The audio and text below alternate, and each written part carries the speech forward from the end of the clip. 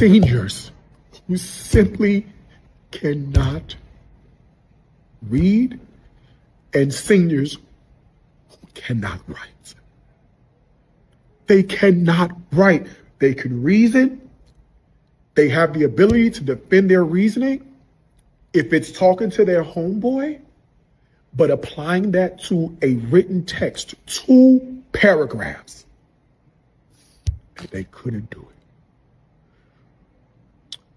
Our young black men, our young brown men, our young black girls, and our young brown girls. What you just saw is a teacher only on the second day of school breaking down because his seniors can't read or write. This isn't an isolated story. Teachers across the country are sounding the alarm about students reaching high school without basic reading and writing skills. Some teachers say they're being pressured to pass students who haven't earned it, and administrators have even changed failing grades themselves. And nationally, the numbers aren't encouraging as well. One recent analyst found that reading scores declined in 83% of school districts. But I think there's a bigger question here. What happens when students fail to meet the standard? And instead of fixing the underlying problem, we start changing the standard. Well, welcome to Ricardo Questions, where I always question the narrative. Let's get into it. Castle's case, she says a student failed to complete an art project, so she gave the student a failing grade on the assignment.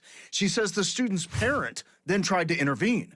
The dispute reached the district level, in which Hardcastle says 3 administrators met with the parent and decided Hardcastle hadn't provided the proper rubric for the assignment. So they all came to the conclusion that I had to change her grade. I did not change her grade, they did. I refused.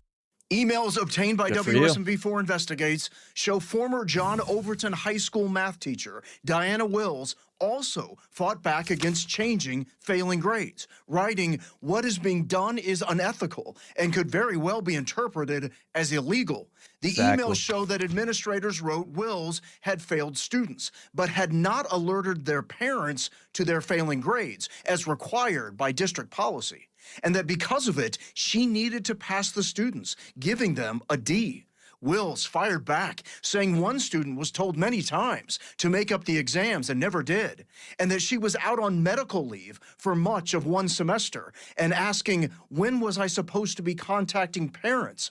Writing, quote, "You can cook the books to have the data look the way you need it to." For 3 days, WSMV4 Investigates has been asking. All right, let's break that down. So that was Samara Hardcastle. Okay, she was named teacher of the year at her school and a blue ribbon teacher for the entire Metro Nashville district. So this teacher has a good reputation. After 8 years of teaching, she resigned after the administrators told her to change a student failing grade on an incomplete art project. She refused. Good for her. So they changed it anyway, though.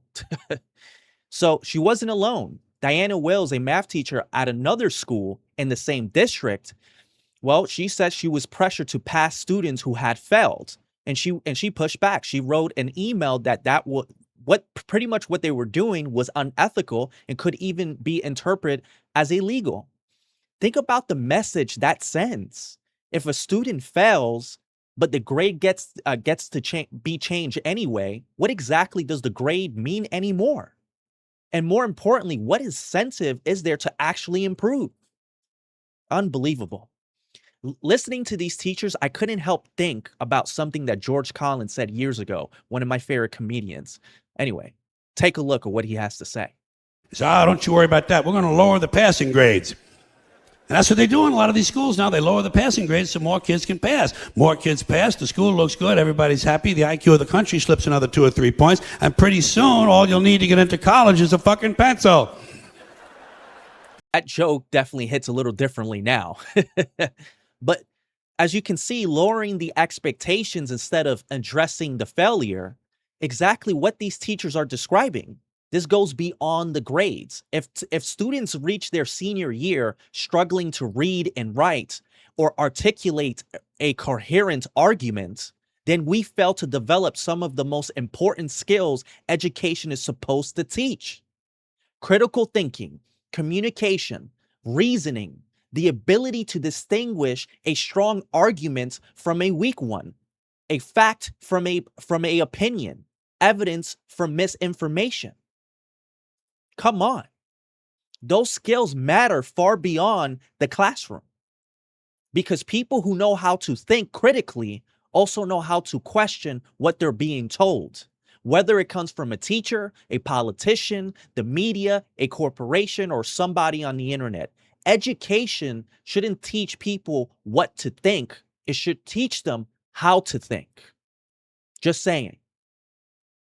And these teachers aren't the only ones seeing this. The numbers do show how widespread the problem has become. Well, instead of me explaining it, take a look for yourself.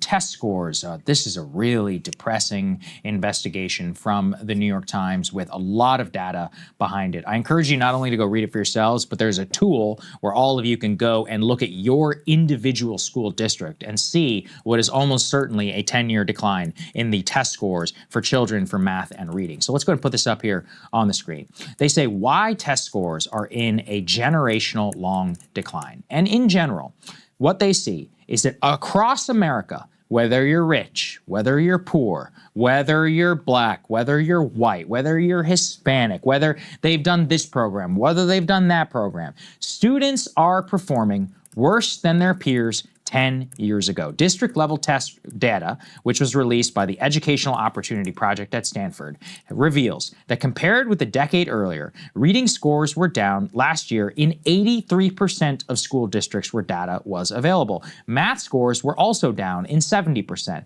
The declines have affected rich and poor and crossed racial and geographic divides. The new data provides the first national comparison of school districts through 2025 and shows a detailed picture of individual school districts have performed over time. From 2017 to 2019, students lost as much ground in reading as they did during the pandemic. Reading scores continue to fall at a similar rate through 2024. Immediately after the pandemic, there was hope that students would recover quickly. New data shows that scores have inched upward in reading last year and have climbed more steadily in math since 2022, but it's been nowhere near enough to make up for lost ground. So in other words, the decline began in 2017, if you look on this long time scale. However, it got exacerbated, but way worse, by COVID.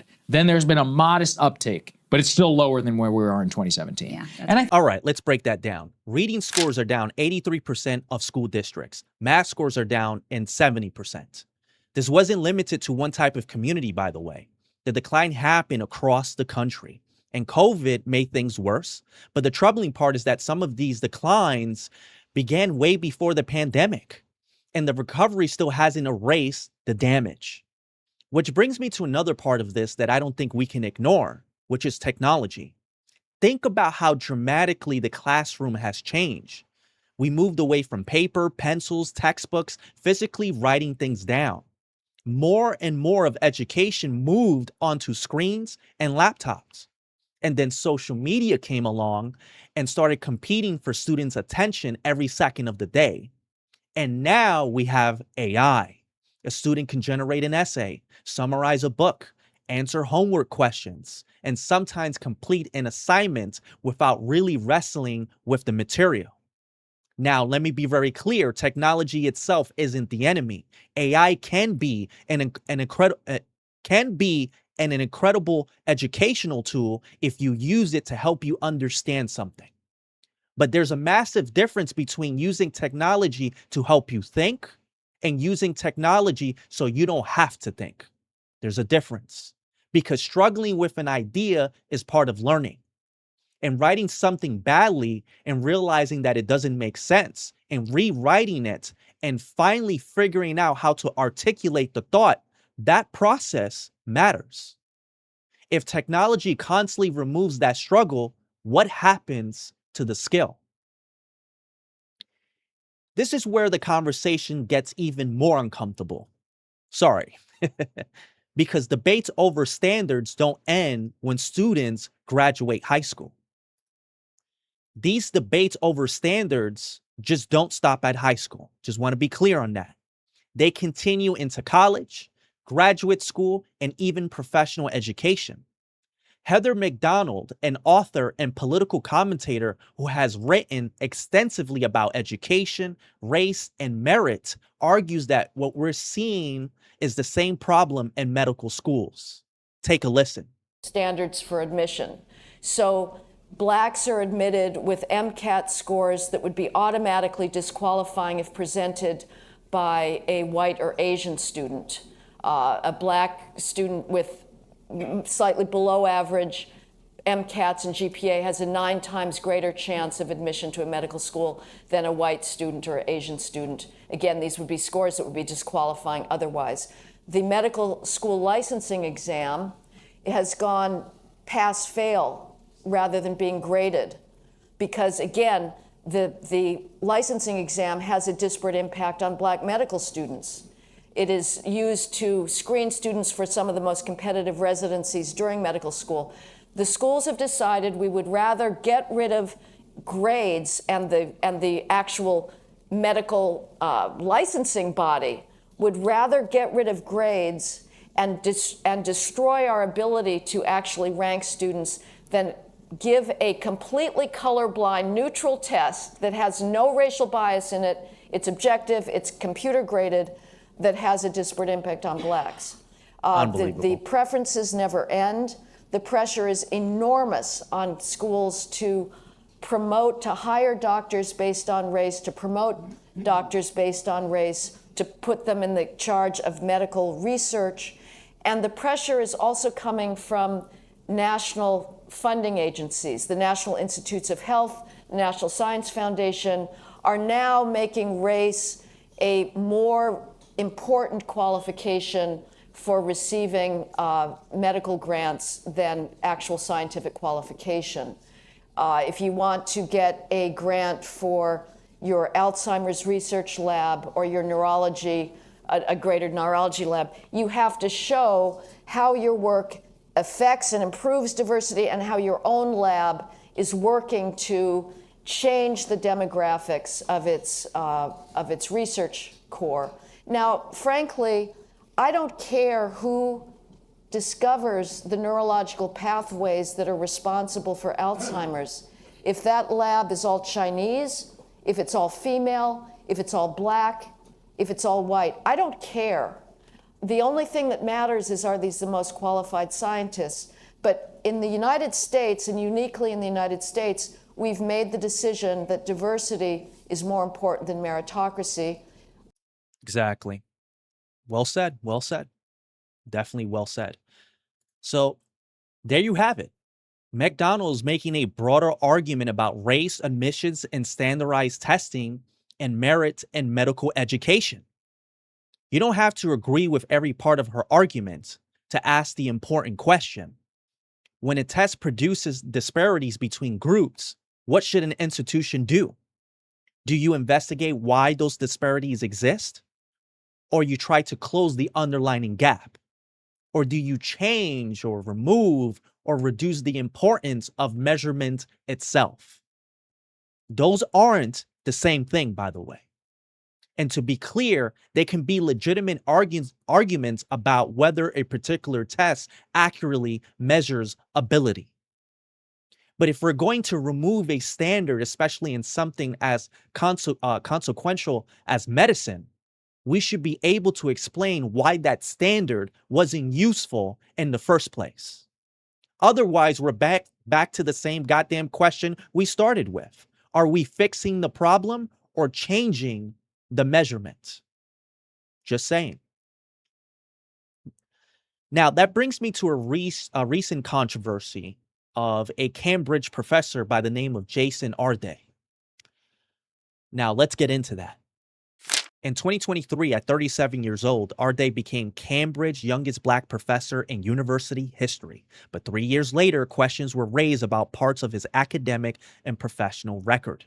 On August 5th, 2026, Cambridge announced an investigation into his qualifications, honorary appointments, and complaints of alleged academic misconduct. Arday resigned that same day, and he was not fired and also denied the allegations. Now, 9 days later, he was found unresponsive at his South London home and pronounced dead. And obviously, that's a tragic. But there's a larger institutional question here. Arday's appointment was celebrated as a major diversity success story, a young black academic making history at one of the world's most prestigious universities. And that story becomes so important that Cambridge felt to look closely enough at his background. Now, obviously, we don't know yet, but that's what the investigation needs to determine. But I do think it's a fair question to ask, because institutions don't help people by coddling them. They just don't. You don't help students by giving them grades that they didn't earn. You don't help academics by holding them to a different standard because you want their appointment to represent something larger. Real equality means believing people are capable of meeting high standards and giving them the opportunity to meet them. It shouldn't mean changing the standard depending on who's standing in front of you. And that's why this connects back to Heather McDonald's argument. The question isn't whether diversity is good or bad. That's not the question. The question is whether race, representation, or institutional image should ever become more important than merit and consistent standards. That's the question. And that's why this keeps coming back to education. It does. It just keeps coming back to education, because the ultimate goal isn't a test score. It really isn't. It isn't a grade. It isn't making institution numbers look good. It's producing people who can actually think. And actually, Carlin had something to say about that too, by the way. Take a look. But I'll tell you what they don't want. They don't want a population of citizens capable of critical thinking. They don't want well-informed, well-educated people capable of critical thinking. They're not interested in that. That doesn't help them. That's against their interest. That's right. They don't want people who are smart enough to sit around the kitchen table and figure out how badly they're getting fucked by a system that threw them overboard 30 fucking years ago. They don't want that. You know what they want? They want obedient workers. As you can see, Carlin said it decades ago. So this is nothing new. It's not. It's just that now teachers are sounding the alarm. And the data tells us that this is a real goddamn problem. But I don't think the answer is simply blaming teachers, students, technology, or any one political party, for the most part. The bigger problem is what happens when institutions become more goddamn concerned with the appearance of success. That whether people are actually succeeding. When seniors can't read or write, or when failing grades can simply be changed just like that. When national test scores keep declining, when technology can increasingly do the thinking for us, well, there's layers to this. And when changing a standard becomes easier than confronting why people aren't meeting it. Unbelievable. Eventually, the standard stops meaning anything. It does. And that's bigger than education, by the way. It is. Because society depends on people who can read the information and understand it, challenge it, communicate clearly, and make decisions for themselves. So maybe the real question isn't whether our schools are failing. Maybe it's this.